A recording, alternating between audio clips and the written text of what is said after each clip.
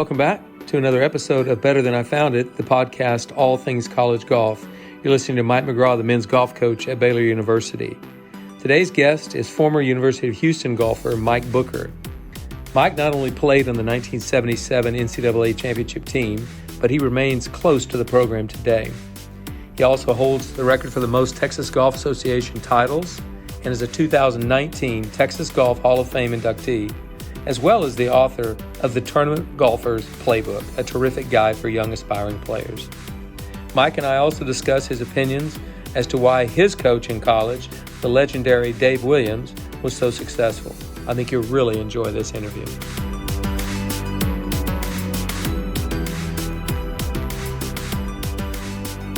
Okay, Better Than I Found It listeners, join me in welcoming Texas amateur golf legend Mike Booker to the podcast today. Mike, thanks for being on the podcast with me today. Oh, Coach, thanks for having me. It's my pleasure. Absolutely. Well, I've been looking forward to this for a lot of reasons. I have a mixture of people. I have current players, former players, guys that I'd coached against, recruited against, coaches, tour players. I've had all kinds of guys. You're probably the most unique guy I've had on here yet, because not only were you a college golfer, but you've done very well in the business world, but you've become sort of an amateur golf legend in Texas. So I've been looking forward to this. One, I want to talk about your recent publication of a book called The Tournament Golfer's Playbook that you wrote. I read my copy, love it, think it's fantastic. And one of the things you did a great job of is the chapters are short. They're easy to read. You can pick it up, put it back down, whatever, and get right back to it. I love that book. We're going to talk about that in detail. You were a 2019 inductee into the Texas Golf Hall of Fame, next to guys like Byron Nelson, Ben Hogan, Jackie Burke, Kathy Whitworth. I mean, come on. Yeah. That's quite a group of people you're in there with. I want to talk about that. And then finally, I definitely want to talk about your time at the University of Houston playing for legendary coach Dave Williams. To me, he's one of the most intriguing figures in the history of college golf. And a good friend of mine, a guy I worked for, Mike Holder at Oklahoma State, had a great amount of respect for. But they also had a competitive drive between the two of them that I want to talk about. So No doubt. Got a lot I want to hit today. Just want to thank you again for coming on to the podcast. Oh, thank you. My pleasure. Glad to be here. Absolutely. Well, so sometimes I do these a little bit chronologically, let's start from the beginning and how you got to where you are today and how your story came about. But so how did you get into the game? Who was your biggest influence? In your book, you mentioned Lee Myers. Talk to me about Coach Lee Myers. Sure. Well, when I was 13 back in 1968, I played all sports. Whatever sport was in season, I played baseball, basketball, football. Our family was very sports oriented, but I couldn't have given you directions to the nearest golf course. Just wasn't on my radar at all. So one summer when I was 13, I went to my junior high school and they had a half-day summer program. And the summer program was where we played all sports. I mean, that was right up my alley. I loved it. We had a blast. One morning I show up and Coach Myers, who was running the camp, said, "Hey, boys, today we're going to play golf."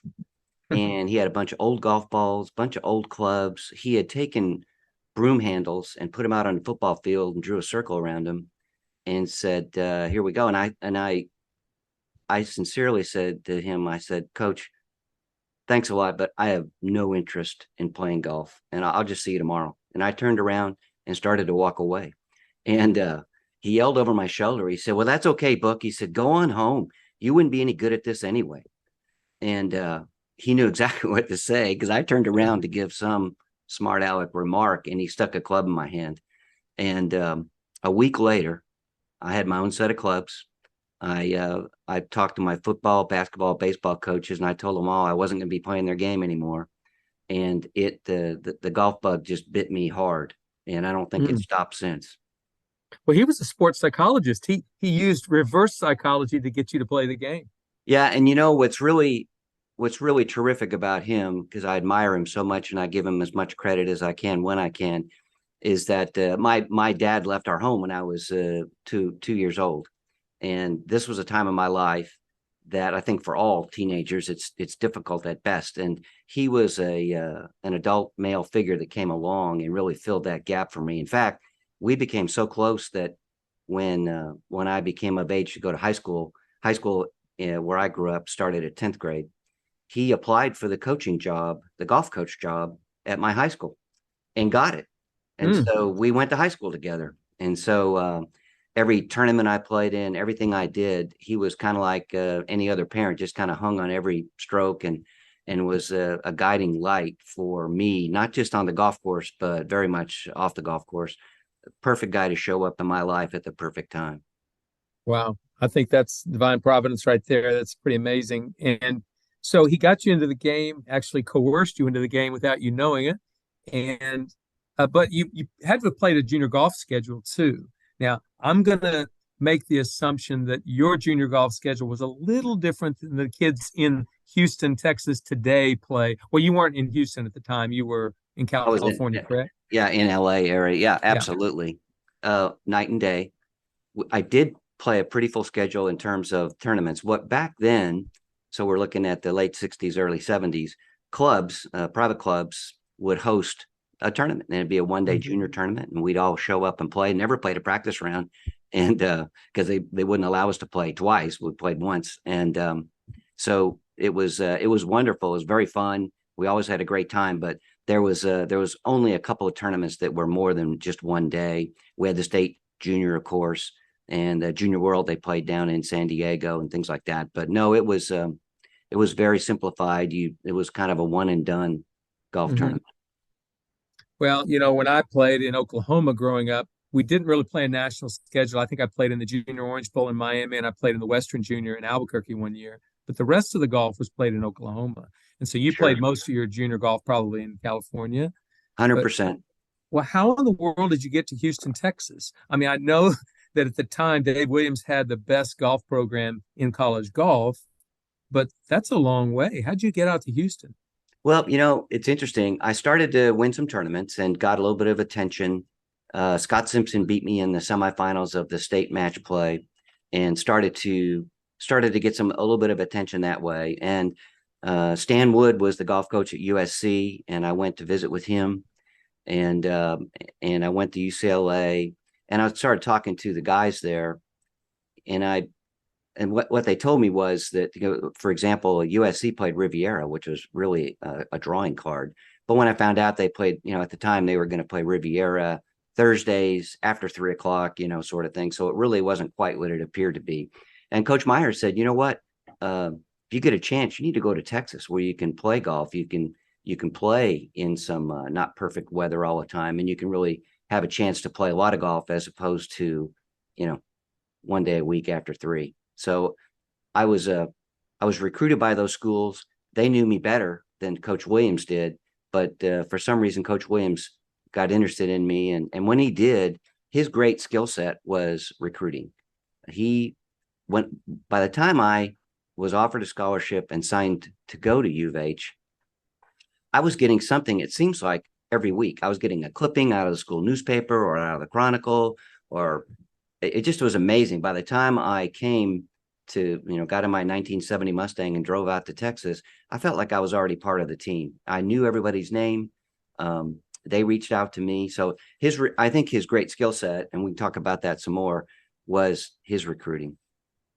Well, Mike Holder always told me that when he was at Oklahoma State. He said, "Yeah, the guy didn't even play golf, and he could out recruit me on players." And Mike was an All-American in college. Mike was a great player. It was like he knew people, and that was one of the things I've talked to other UH graduates that said he understood human nature as well as anybody they'd ever met, and so he was able to, I guess, play off that and recruit kids into coming and playing for him. I mean, I is that think the way that he got you there? it is. Of course, the program was very Mm-hmm. dynamic, and that was in my view, that was like the dream of all dreams, because they were always the top three rated teams, and always, they come to Texas. And again, I never even visited the campus. When I received a scholarship and it was time to come to school, I got in my car and drove to Texas and never even saw the campus. I didn't even know where it was. And of course, we didn't have any cell phones to guide us the way. I just had a little map, So, but Coach Williams definitely understood how we thought.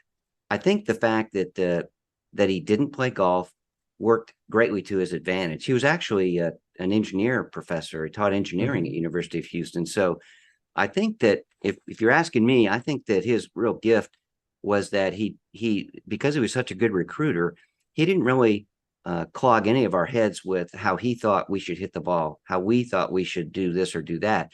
I think his basic philosophy was, I know you're a really good player, and I'm going to stay out of your way. And so and we had 25 guys on the team at that time. And so he created this sort of cauldron. He threw everybody in the deep end. Some people, swam to the shore, and some people drowned. And I think by creating that sort of situation, he naturally had the best players rise to the top. But I guess an engineer thinks, it's a numbers. Give me your number. I don't really care how you get there. And that's old school, I suppose. But it obviously worked better than any program that's come before or since. Yeah, it was pretty amazing. And two things I remember that I learned through, I guess probably through Mike Holder or some other players. One, there was one day when the guys in the team were arguing and griping about all the qualifying they were doing. They were so upset. We never have time to practice, and you just qualify too much, coach. And he looked at me and he says, okay. And they were supposed to be there for a qualifying round that day. They go over to the first tee and he says, guys, today we're going to have a one-hole qualifying. The 5 best scorers are going to the tournament. And so they had a playoff, obviously, because there were ties on the hole. The guys were furious that he had a but it was like, are you kidding me? You're going to gripe about all the qualifying we're doing. I'll just get it down to the least amount of qualifying possible. Wow. And I think he was brilliant. And my brother, Tim, who's 3 years older than I am, was one of the best players in Oklahoma. And he was actually being recruited by Coach Williams. And I remember a little pamphlet it wasn't a pamphlet. It was like a book, almost like a media guide that he sent my brother. And I kept on thinking, gosh, you'd have to go to this place. They have won everything and they've won it a lot. But Dave Williams was, I don't know. I think he was pure genius for his day. He wrote a book. Did you ever know that? Yes. Okay. I've got a copy of it, How to Coach and Play Championship Golf. And I still think it's one of the best books because when I read through there, you can tell what a great promoter he was. And so I want to ask you about this because Mike Holder once told me the All-American was the greatest college golf tournament in the history of college golf. Today, then, before, after. You played in the All-American. That was a big event. It was a big event. I think, again, he used his recruiting skills to recruit other teams. They felt like they were missing out if they weren't there to compete. And it was at Atascocita in my years. Prior to that, it was at a different course. So it was at a decent golf course, but the golf course wasn't going to really cause a team to make a decision to come or not. They just didn't want to be left out. I don't want to present him as as this promoter type, but I'll never forget. And I know the other teams didn't forget. One year he brought the whole cheerleader team out. The same ones that were at football games and basketball games. Yeah. We're behind the 18th green. And, guy make a putt on our team, the cheerleaders just exploded with their cheers. And so I'll never forget that image of seeing these beautiful girls on the back of the 18th green. And I'm sure all the other teams thought that was pretty unusual too. But I think he got everybody to come there because, nobody wanted to miss out on competing against the best teams. And each team sort of built on each other that they wanted to be there. Yeah, it was definitely an event you pined to go play in. And it was actually on television for a while. He had television reporters out there. It was, I just look back on that. And I think to me, that was really the golden age of college golf, even though it was in a way different era, but to have had an event that was that special and that people still talk about today, pretty amazing. So you had what was your daily routine like? Like today, their days are filled in college golf. They truly are. Was Dave a micromanager, or did Coach Williams actually allow you guys to do a little bit on your own? How did that look? I would say he was the opposite of a micromanager. Again, that same thought is, I recruited you because you're beating everybody in your area, and I expect you to do well here. And if you don't, okay, you don't, but there will always be somebody there. Our basic rule for when we played, and of course we had Keith Ferguson, we had Ed Fiore. Those guys were, coach even told me one time, I'm not even bother having those guys qualify, that'd be ridiculous. And I was probably a good solid number 3 player at the time behind them.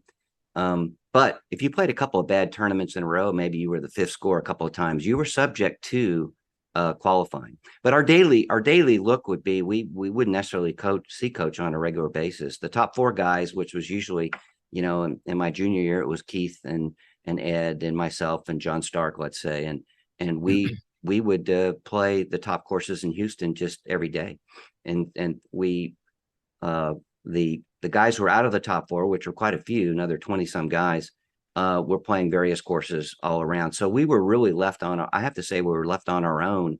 And I think that there were times that came up where coach wanted to visit with you about something. So it wasn't like he was totally hands off, but when it came to the golf, he pretty much stayed out of the way. Well, there's a little bit of genius in there. Truly there is, Mike, because I think if our generation, my generation, which actually I'm now almost a past generation, but generally coaches today think more is always better, and I've got to have an influence every moment of every day. Sometimes you need to, maybe you just say something to a kid and you leave him alone for a few days and it percolates in his brain and he comes up with something. But I think Dave Williams' generation was more like, these kids are going to figure out things on their own. I'll be a guide. I don't know. I think you were really, really fortunate to play for Dave Williams. Absolutely, no doubt about it. I will say that sometimes when I'm at a barbecue or maybe a party of some kind, and you will have a friend of a kid that didn't make the team, that didn't do so well, and I want to say that which is human nature, that they would badmouth coach. Coach played his favorites, and because it's always a mystery when you beat everybody in your area, but you're not making the team. All your friends, everybody around you says, what's the problem? And so the problem is really you didn't perform and you just weren't good enough. You're playing at a super high level, but human nature is that, well, coach didn't like me and coach was unfair. And of course, my answer to all those when I hear that is, you don't win 16 national titles by playing who you like the best. Sometimes it could be just the opposite, for that matter. We all know that. So I do want to say to everybody out there, Coach Williams was not a perfect guy, but he was a wonderful coach. And you're exactly right. We were all blessed to be associated with him, to know him. I'm still, his son Joel and I are good friends. Joel still lives in the area. And he was just a fine man. And I'm always grateful to have been part of this program. Well, I think you're good to say that. And I think it's true. But I'm going to tell you a story you don't know, and I want to surprise you with this one. But and Mike Holder told me this story, so this is coming straight from Mike. In 1977, he had one of the best teams he's probably ever coached in his career. They only lost one tournament that year. It was to Houston. By one stroke. Okay, you know the tournament I'm talking about. But at Arizona State's tournament, you all finished 5th. You didn't play well. And they won by a lot. They won by 38 shots. I think beat you guys by 63 shots. And it was bad. It was bad. Mike's a young coach, so he's in his 4th year. Let's see, he said 4, 5, 6, 7. Yep, 4th year. He's already won a national championship. They were defending national champions. He's got a team right now that he just thinks is the best maybe he's ever coached. Tom Seekman was on that team, but was number 6 man, never made the squad, won twice on the PGA Tour. It's like, this was a great team. And they just win this tournament by 38. And Dave Williams came over to congratulate him. And the Southern drawl, that voice he had. Oh, yeah. He said, Coach Holder, nice playing this week. Your boys did really well. He said, come June in Hamilton, New York, you're going to want some of these strokes back.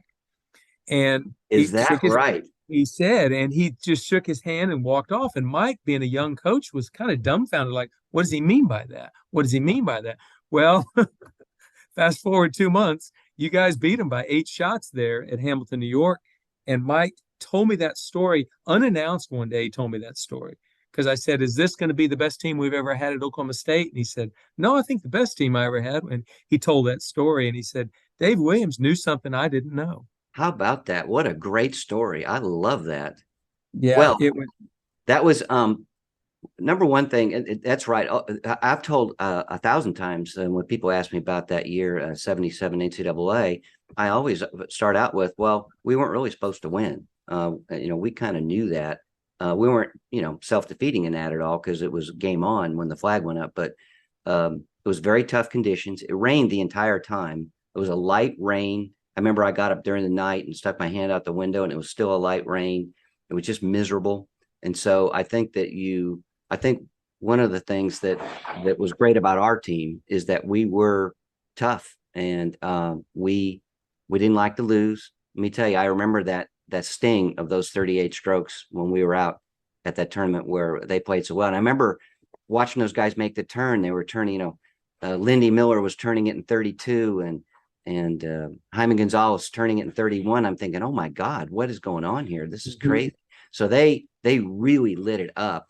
We didn't play well, but they played fantastic. So when it came to the NCAA, I think we were just, sometimes when you're the favorite, it's a little bit harder to maybe put a good number up. Maybe that was part of it. Maybe the really difficult weather, the rain and everything else. The last day, it quit raining, but it was a big wind. And so I think that for us, the great thing about our team that year, with Fergus the year before, we were picked to do well. Without Fergus, nobody was really expecting us to do anything, but we had heart, and golf is a microcosm of life. As soon as you assume something's going to happen, it doesn't, and maybe even the opposite happens. And I think that was one of those situations. Well, I think it was the foreshadowing effect of that comment that Dave Williams made in Scottsdale. I mean, because Mike never forgot that. And it was something he always thought about his whole career. And I think what he thought about was don't ever get too full of yourself and don't ever lose respect for your opponent. You may have a fantastic team, but by golly, you respect everyone. And maybe for that moment, he was pretty on top of the world, and Dave just brought him back down and said, "You're going to wish you had some of those strokes in June." Well, that sounds like Coach to me. That sounds just like something he'd say, and he'd say it in a nice way. He did. He said Yep. it in a great way. Yeah, yeah. So I actually only met him one time, but and he would have remembered me, but I did have a lot of respect for what he was able to do. So you guys win the national championship there in Hamilton, New York. Just briefly tell me, what are your great memories? I know John Stark finished third, Ed Fiore 11th, David Ishii 13th. I think your score counted 3 of the 4 rounds for your team. Something like that. I didn't really have that great of a tournament. I wish I'd played better. But it was a great example of believing in yourself. And we definitely, when you create a situation where you've got all this competition at home with all these great players, when we were competing with each other at home in the qualifiers, this and that, it was, serious business. But when we were together, when we were on the road and really trying to make this team really get together and win tournaments, we were the best of friends and we were rooting for each other. And so I think there was always great camaraderie, and we'd give each other a hard time, and so we really had a great time with it. When we won the NCAA, I'll tell you a story that's in the book that when I wrote a piece in the book about perspective, and one of the, I have to say, life-changing events that happened to me, I came into the 72nd hole, and of course the format back then was teed up and add 'em up, no match play. I love the new format, but the way we played is the best score each day. So I came in 18. I knew that it was tight. I knew that it was close. It was a par 5. I wedged it about 10 feet from the hole, and I felt like if I could make this putt, obviously every shot counts. So I ran the putt by the hole, missed the 3-footer coming back. And, I'm a kid, and as I say in the book, I feel like I had the weight of the entire school on my shoulders, all 32,000 people just groaning at the same time. So I stormed off the green, and I headed for the locker room. I smashed open the door of the locker room. I just was beside myself. I just was losing it. And you had to go upstairs to the locker room in Hamilton, and halfway down the stairs is about a 12-year-old young man. He's in crutches, and you can tell the crutches are not the kind where you sprain your ankle, but they were the metal kind that fit around his forearms. This kid was really struggling to get down the stairs. And talk about divine intervention.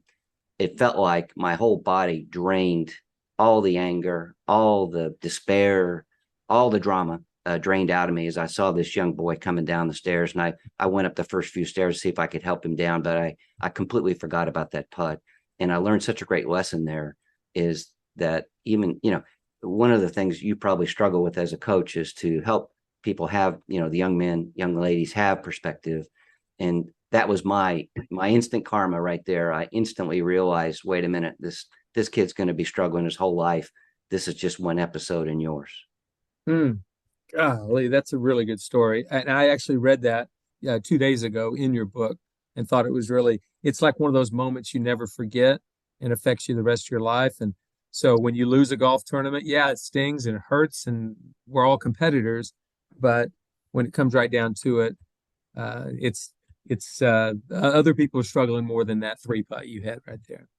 But you guys ended up winning that day, so it was another way to to soothe the wounds, right? Exactly right.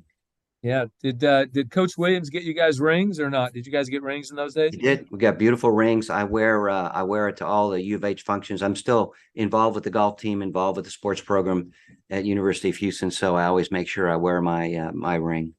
That's great. Yeah.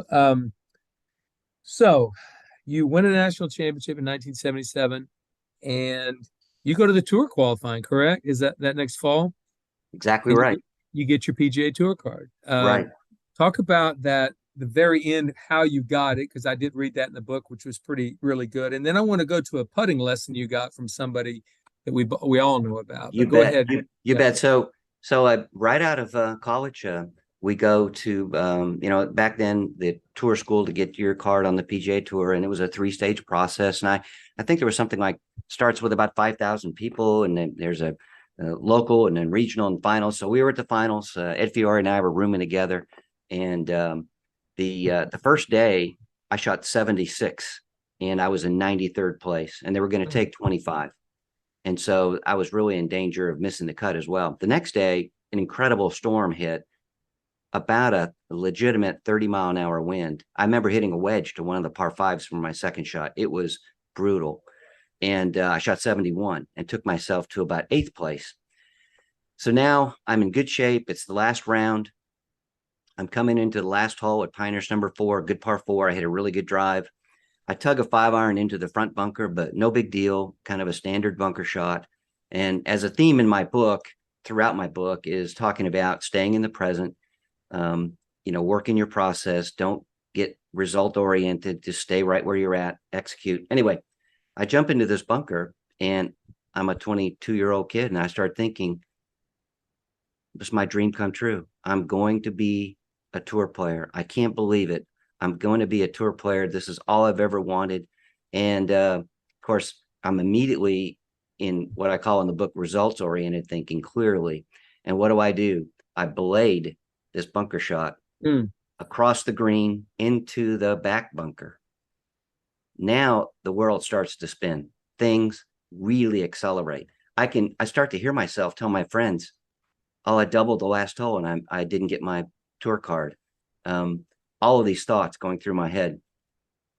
Even though I was a young man, I had experimented and used breathing as a way to get back to the present. So as I talk about in one of the chapters about breathing, so I immediately start counting my breaths. And if you've ever tried to count your breaths, even sitting at a desk, it's really difficult to get past 5 breaths, 5 cycles without your mind wandering. But anyway, I started to count my breaths. And of course, the other 2 guys are on the green, so it's still my shot. So they're waiting for me to go, gather myself and go to anyway, long story short, I counted my breaths. I just tried to bring myself back to the present, and I succeeded at that, and just got focused on this next bunker shot.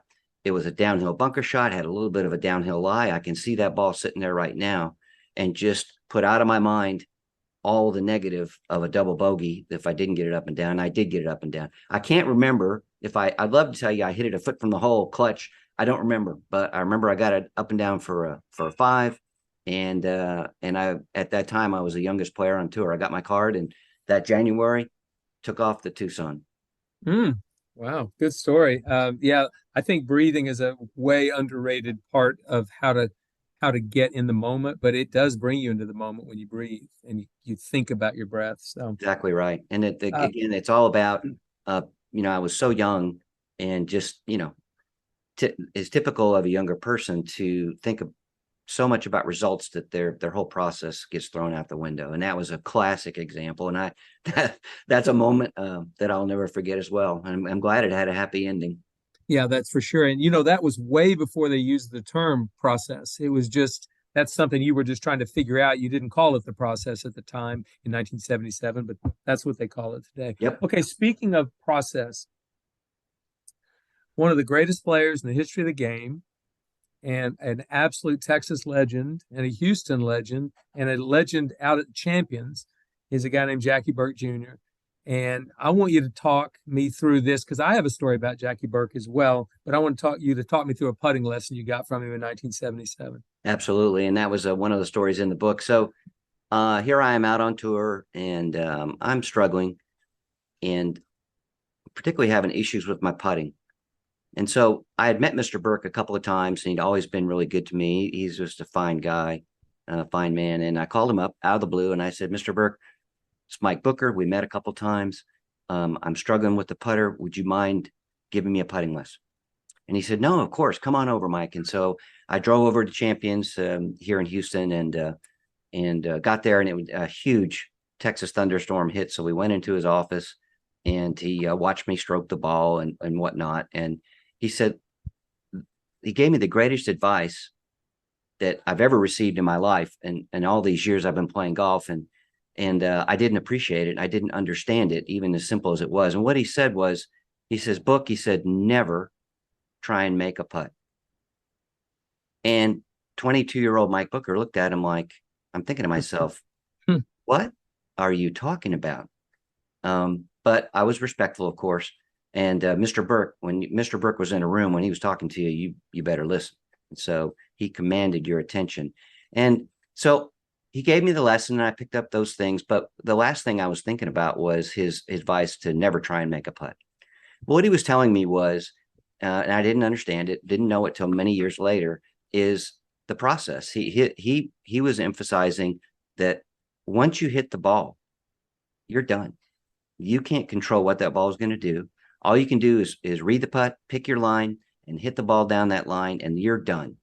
And so, which is classic process, not really, he was telling me, and I didn't understand it, he was telling me, don't worry about the result, because that just messes up the act of hitting a good putt. It messes up your process.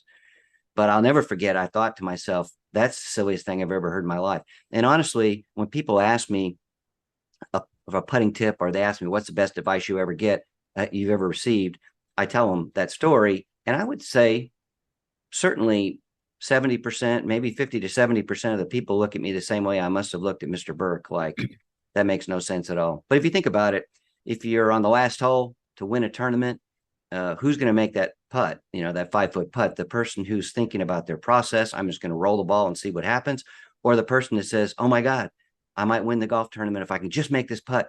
And by that time, you're so far away from being in the present, you've jumped too far ahead of yourself, and it makes it very difficult to do that very thing you're trying to do, which is to stroke the ball into the hole. Well, thank you for the story. I read it in the book, but to hear you recant it is really, really good. And it does underscore simplistic wisdom that the older generation had.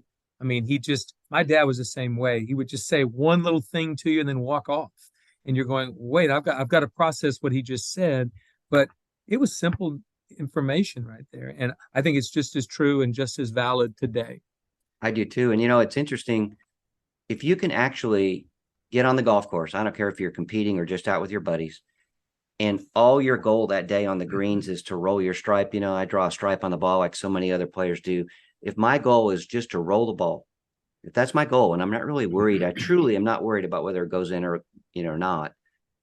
That's when you absolutely run the table. You'll make everything, which makes it that much harder to go back to thinking about this process. Well, my Jackie Burke story is a little different. I played the sectional qualifying for the U.S. Open in 1984 at Champions, and stayed on property with very nearby with a friend of mine who lived down there. But I only got to meet him. I didn't get to talk to him or anything. Just met him briefly.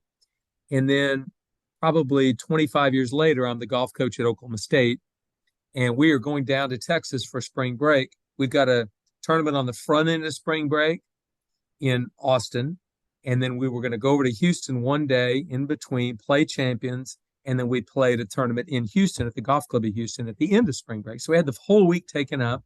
I called champions and asked to speak to Mr. Burke, and he got on the phone. He says, "Yes, how can I help you, coach?" And I said, "Well, we're going to be coming down there. I was wondering if we could come by and pay a green fee and play." He said, "You're not paying a green fee. You're my guest that day. When will you be here?" So I told him, and so we got there about 11 o'clock, and he said, "Come on in here." And he went in, and we had lunch, and he sat down and ate lunch with us. And then the guys went out to the putting green and range, and he brought me into his office, and he had a box of books, and they were the before market books of It's Only a Game that he wrote in 2006, and they hadn't gone yet on the market. I knew about the book. He signed one to me. He spent 4 hours with our guys that day. He gave Trent Leon the best putting lesson he had ever had, and Trent, I don't know if he won the next week, but he played well. My point was, Jackie Burke Jr., a three-time major champion, Hall of Famer, gave me 4 hours of his day and comped us on his golf course that day. I'll never forget that as long as I live. And that's classic Jackie Burke. You know, he wouldn't charge me for my putting lesson. He was glad to do it. He's been consistently a wonderful supporter of amateur golf. Without question. Yeah, I was so impressed by that day. And he is now the oldest living major champion in history. And it's pretty amazing. I don't know how he's doing. I sure hope he is doing well. I pray for him. But he's just been a legend for many, many years. And even well into his 90s, he still would go out to the range and hit balls. He can still hit the ball. It's been about 3 years ago. We had the Texas Shootout, which is a Ryder Cup between the North and the South, and it was the champions. And he went out there and hit balls, and there were 20 of us around him just watching him hit it. It was fantastic. And he's 90 at the time. He's like 92 or 3. Yeah, what a great communicator, what a great teacher, what a great ambassador for the game of golf. I mean, Jackie Burke Jr. is just an absolute, complete, iconic legend in my opinion. Totally agree. Well, thank you for that story. I'm going to ask about another Texas legend. She ended up spending a lot of time in Texas. I think she's from Chicago, Illinois originally, but Carol Mann, who won a Women's U.S. Open. She's a LPGA Hall of Famer. She grew up at a golf course that's one of my favorite in the whole world, Olympia Fields in Chicago, and they've got this massive display in the clubhouse of her trophies and photographs. So tell me about your relationship with Carol. Carol and I were very close. When I first met her, you know, she's a very imposing person, and I typically had a cigarette dangling out of her mouth. And so a couple of things about Carol is because she was such a competitor and such a great player, I've always enjoyed taking lessons of any kind from someone that is actually a player. So we'd work on something on my swing that was physical in nature, trying to do this move, trying to do that move. And I talk about a little bit in the book. What a lot of teachers will do is, here's my method. If you'll do this, you'll do really well. So don't worry about it. Well, let's just work really hard on this method. Carol was not that way. Carol was, let's work with what you've got, and here's what I think you need to work on. But because she was such a wonderful, successful competitor, she understood that, hey, you may get out there in the tournament and all this goes to you know what. And so she would always give me a plan B. She'd always say, well, what you need to do if this doesn't work is do this. And whereas a method teacher would just say, hey, just do the method and you're going to be okay. I remember going to Carol one time, and I told her, I said, look, I've got about 5 different swings. One is where the arms start the downswing. One is where I do this, or do that. I said, I want to spend the whole day with you, Carol, and I want to have you pick what you think is the best swing, and I'm just going to forget about these other swings, and I'm going to work on that swing, which to me made a lot of sense. However, Carol, because she's so wise, she said, look, there isn't a player on the tour that doesn't have at least 3 or 4 swings. And she said that, and she talked about Johnny Miller. If you ever see an interview with Johnny Miller, it's true. When they asked him, you know, he won the Open shooting a 63 the last day, that the first 4 holes, he kind of struggled. He was kind of clanking the ball with the swing he'd used all week. And he actually went to a plan B swing in shooting a 63. So that was a great lesson for me because I felt like if this is the best swing for me, this is what I need to go with. But what I learned from Carol was great players have many different ways to do it. They're pragmatic. They're going to make something work, and they'll have a plan B and maybe a plan C and a plan D swing to go to. Well, I recently talked to Randy Smith in Dallas at Royal Oaks, and he was talking about Scotty Scheffler, who he works with. And if you see this little low cut shot that Scotty hits off the tee, it's a fairway finder. It's when he gets uncomfortable, he's going to go to that shot every time. Now, it's 25 or 30 yards shorter than the other one, but it finds that fairway. And that's a different swing. It's a different thought process, but he has to have it when he gets uncomfortable in competition. I want to tell you one of my very favorite Carol Mann stories. And it really sums her up as a competitor and as a person, because she was a lovely person. There was a young man who was on a plane and recognized Carol and went up to her and said, "Hi, Miss Mann, my name is John Smith, and I wonder if you would mind giving me a lesson sometime, since I'm also from Houston." She said, "Absolutely, I'd love to." She said, "What do you want to do with your golf?"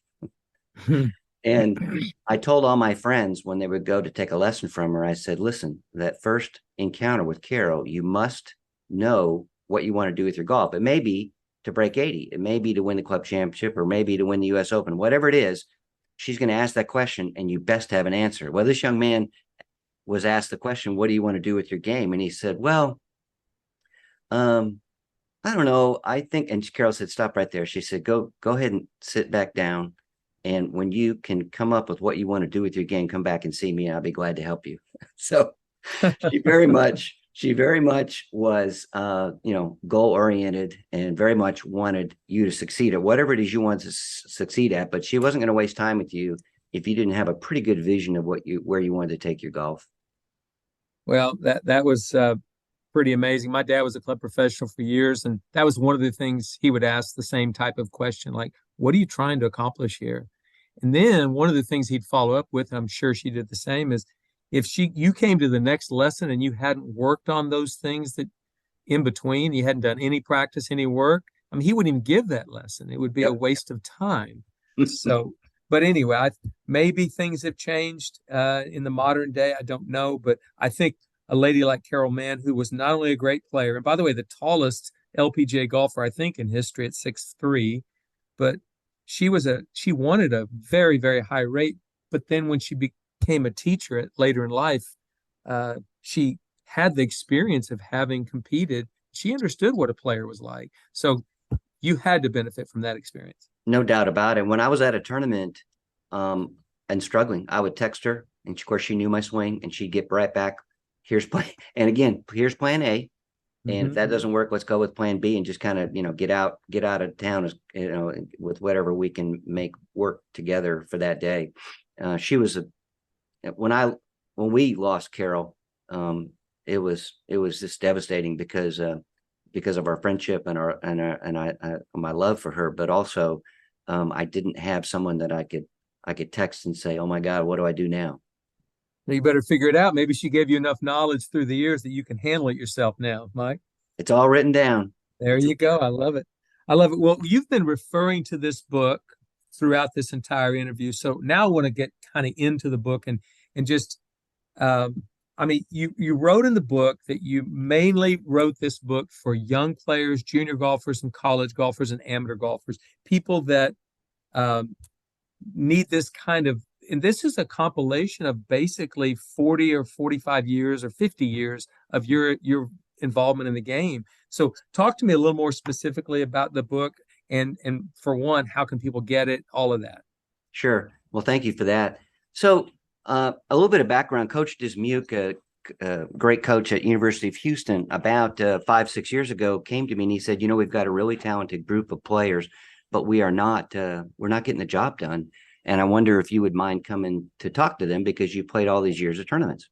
And I said, "Of course I would. I'd love to." So really, for the first time, I did an outline of what I thought was important. Things like knowing the difference between, the things you can control as a player and the things you can't. Staying in the present and really what that means. Designing a process, working the process, not obsessing about the result, and the importance of a pre-shot routine, which I think has been forgotten to some extent.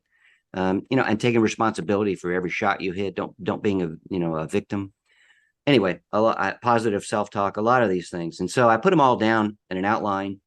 And in the book, I put out there that there are really two sorts of golfers. As a recreational golfer, where goes out and plays with your buddies, maybe, have a beer, maybe you don't even keep score.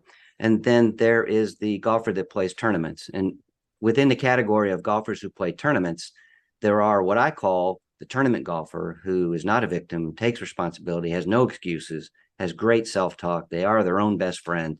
They surround themselves with good players. They work all of these process things that we've talked about, and they have no excuses. Then within the people that play tournaments, there are what I call in the book the golfers who play tournaments. So they're just the opposite. They always have an excuse. They may triple bogey the last hole and shoot par, and they want to tell all their friends or anybody that'll listen, gosh, I had it 3 under and I was doing great, and then I got this bad break and this happened and that happened. That's what I call the golfer who plays tournaments. And so I sat down with at the time about 20 of these U of H golfers, and I wanted to get their attention.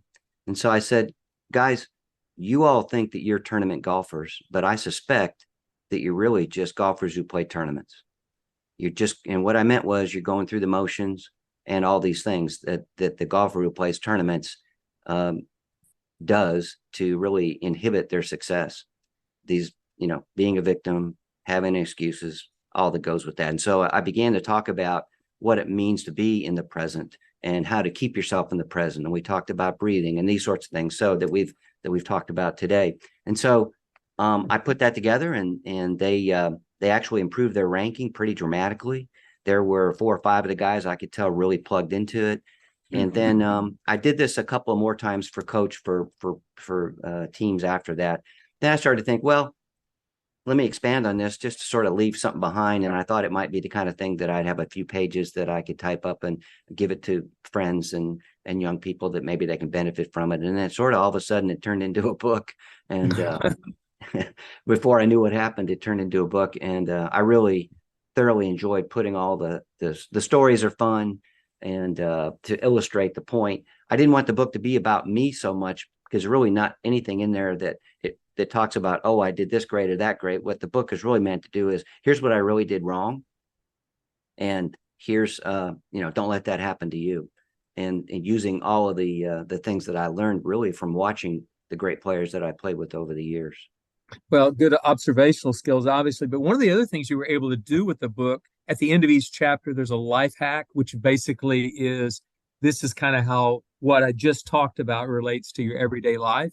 I thought those were really interesting, and a really good way for people to relate their life in golf to their life.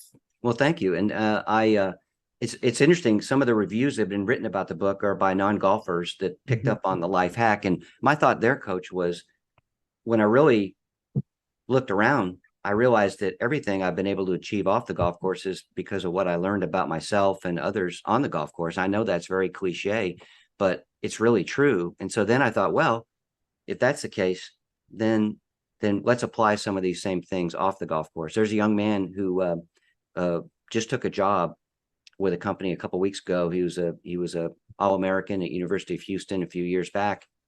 Tried to make a go of it as a pro, very difficult to pull off. And he got to a kind of a turning point in his life where he had to decide what he wanted to do. And Coach Dismuke and myself have both mentored him. Anyway, he took this job. He's got a great job. He just started a couple of weeks ago. And what we talked about was, I said, okay, now everything that golf has taught you all this time along, apply this to this new position and you'll succeed. And he said, absolutely, I intend to. And so I think that golf has so much to teach us off of what we learned on the golf course, so much helpful to us in being successful off the golf course. I know I owe everything to it. I couldn't agree more. And that my life in golf has literally helped my life off the golf course. So I'm thankful for that. Well, so before we move away from the book, how can people get it? Because I would suggest it and encourage it. It's a really, really good, easy read. Well, thanks for that. So we set up a web page, and the web page is TG Playbook, as in Tournament Golfer Playbook.com. You can go there, and it's got some other resources. One of the charities we're supporting is Youth on Course, which allows kids that can't afford to pay a green fee to offset their green fee so that they can play golf. And then some of the other background things. We have a few resources on there you might find interesting, but there's a button that says buy now. That's the one that takes you straight to Amazon to buy the book.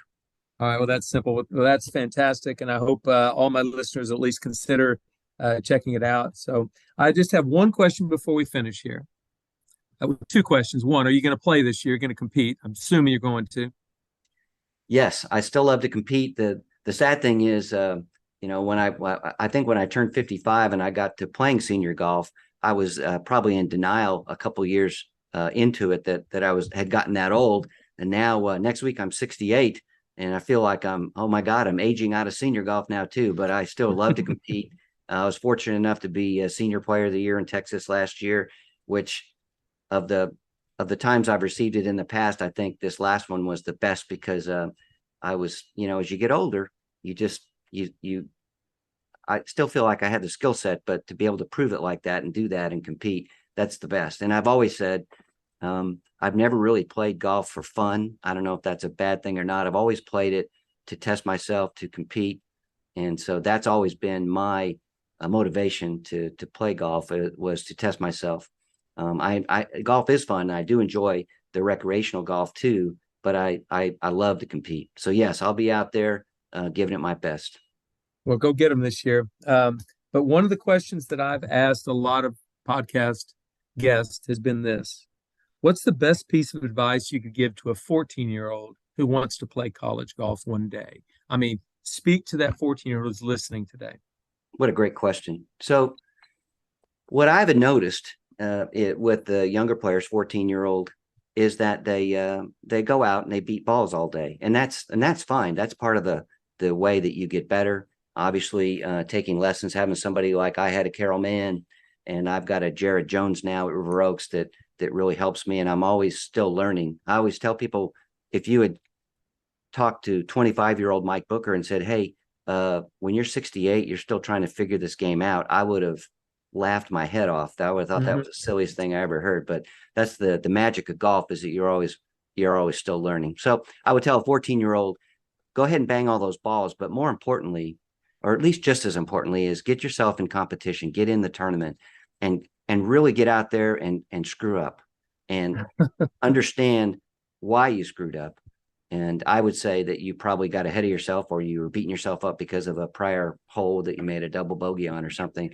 But really get out and get in as much competition as you can. Doesn't have to be the national championship, but get into all those tournaments. Learn how to win.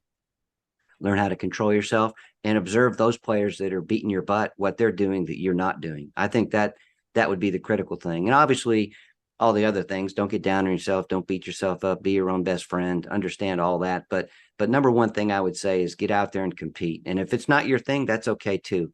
Enjoy the game. But if you want to compete, you want to play college golf, you got to get under the gun as often as you can. I love that. And it's something I've been preaching for a lot of years, maybe not the same words, but the same sentiment. You don't get better just on a driving range. That's part of the process, but it's not the only thing. You've got to compete. So, Mike, thank you so much for spending an hour with me today. I really, really enjoyed the stories. And I know that the listeners that listen today, I know they'll enjoy your book. So I hope they grab a copy. Well, thanks so much. I appreciate you getting it and reading it. And I'm so grateful to be on your podcast. Thank you again. Absolutely. Well, have a great year. Thank you. Y'all too.